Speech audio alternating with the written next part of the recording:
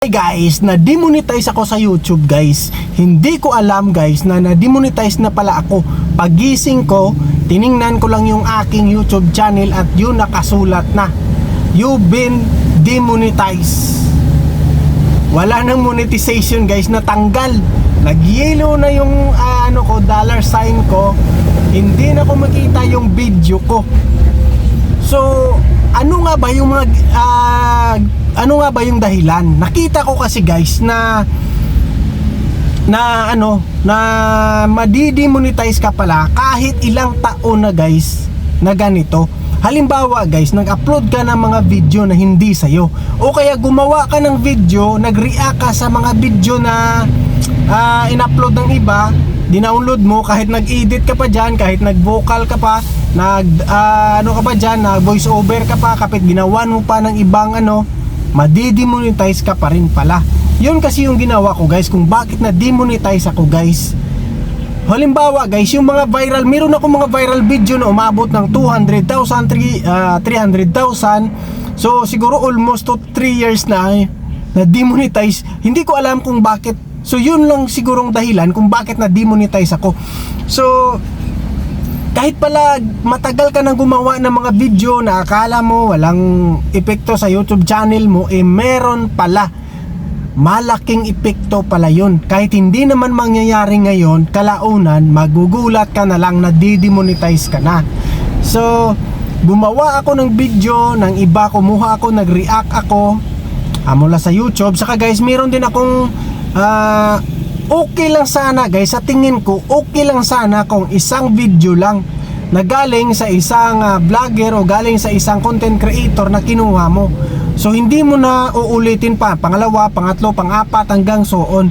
So kapag inuulit mo kasi guys, sa tingin ko madidetect ka na talaga ni YouTube na yung video mo halos magkatulad ng isang creator o isang YouTube channel na ganun yung video niya. So kahit nagdaab ka pa o kahit nag voice over ka pa dyan, sasabihin ng YouTube is related channel. So akala niya reuse content din yung related channel. So ganun yung resulta. So madi-demonetize ka pala. So maganda mong gawin, wag ka nang gumawa ng mga video o kaya mag-react ng mga video na hindi sa'yo. Kasi magugulat ka na lang, madi-demonetize ka gaya ko. So, meron naman akong ibang video guys na ginawa ko mga 2 years ago, isang video lang. So, halimbawa, nag-download ako ng mga photos ng isang creator na sikat, ginawan ko ng story, ginawan ko ng voice over, tapos hindi ko na inulit, wala namang epekto. Pero nung nag-download ako ng video guys na paulit-ulit sa isang creator o isang channel o isang tao, doon ako sa palagay ko na demonetize. So paano mo nga ba matanggal yan? So ganitong gawin mo, linisin mo lahat yan. Kahit nag-viral na, kahit kumikita ka dyan, tanggalin mo yan, i-delete mo lahat. Kasi bibigyan ka ng YouTube ng 15 days para doon mag-appeal.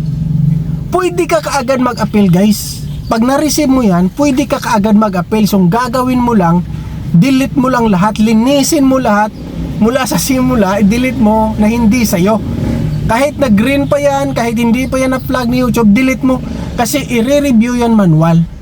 So, kahit bumaba yung YouTube yung subscribers, bumaba yung watt hours, okay lang yan. Kasi na-demonetize ka nga sa mga dahilan na related channel. So, gagawin mo, delete mo lahat. So, ginawa ko guys, dinelete ko lahat, pero hindi ako nag-appeal kaagad. Pagkatapos ng 15 days guys, nag-message yung YouTube sa akin, gagawin ng 3 months, 120 days na.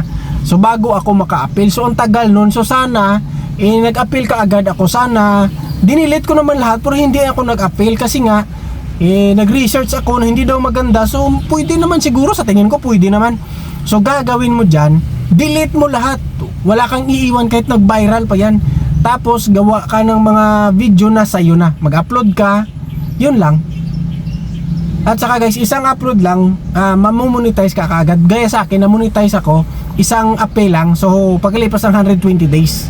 So sana guys, naintindihan nyo ang ganito kong video guys, na tungkol sa related channel na demonetize guys. So kapag hindi ka pa nakasubscribe, mag-subscribe ka na para updated ka sa mga ganito kong video, at saka mag-like ka o kaya mag-comment ka. Yun na guys. Thank you.